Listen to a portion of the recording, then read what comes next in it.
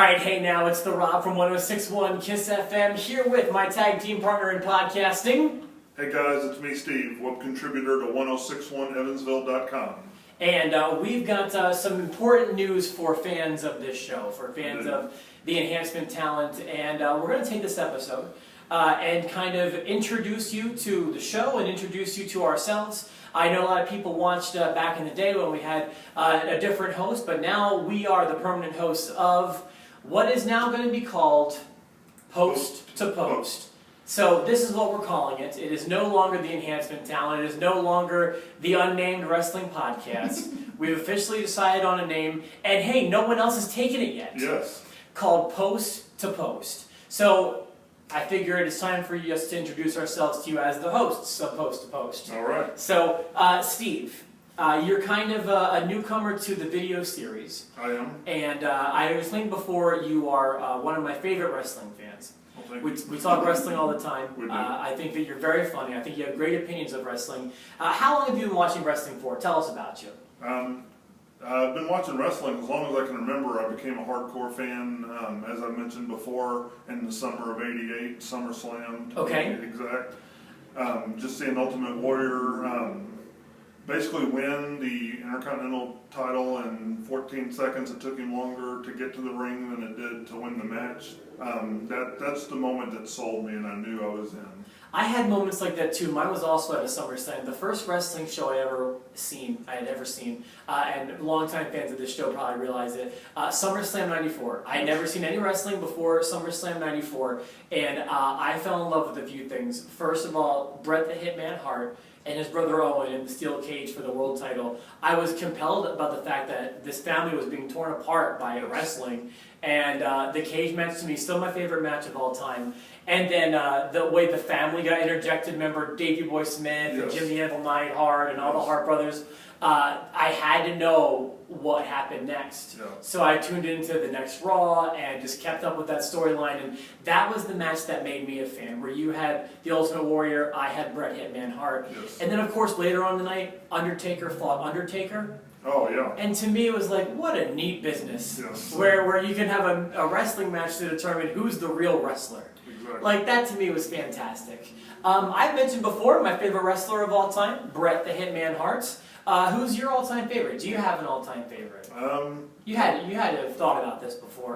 Probably my all-time favorite is Shawn Michaels. My number 3. I have, to me it goes Bret Hart, and for a long time I had Shawn at a close second.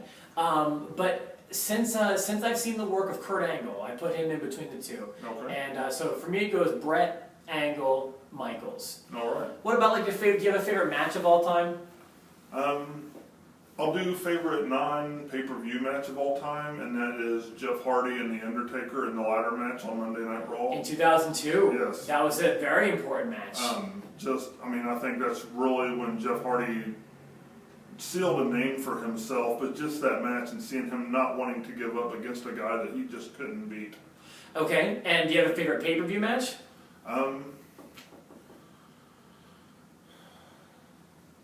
It's hard to say. Okay, sure.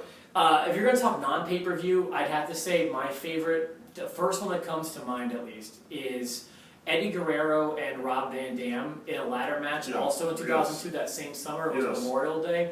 That was one of my favorite non-pay-per-view matches. My favorite, like I mentioned before, Bret and Owen Hart in the cage. It's a match that made me a fan.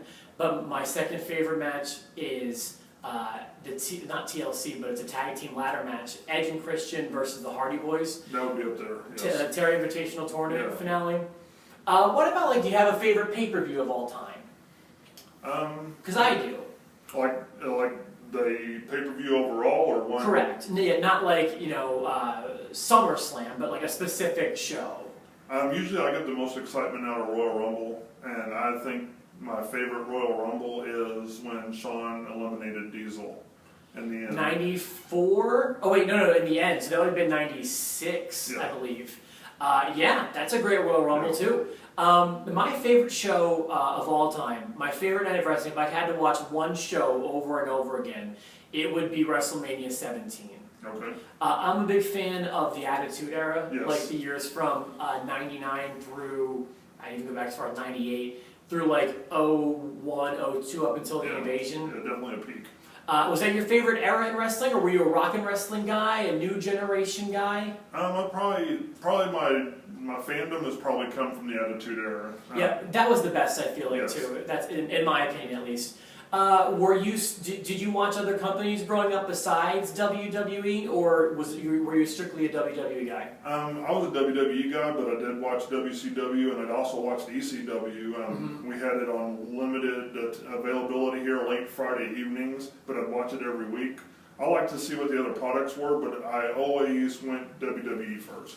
You know, my fansmanship actually had an interesting run because I know most about WWE, and that's certainly where my wheelhouse is. Yes. But like for about a year and a half, I was watching Nitro, and it was those weeks where Nitro was winning. Yeah. I loved the NWO and stuff they were doing. To me, that was compelling. They also had the cruiserweights. There was a lot that kept me tuned into WCW. So I would say, like, when I was usually watching the winning show, I was kind of your typical jumper, except I really cared about. I've always cared about wrestling so much. Yeah, I was so much the geek that I would watch Raw and then I'd watch the Nitro replay.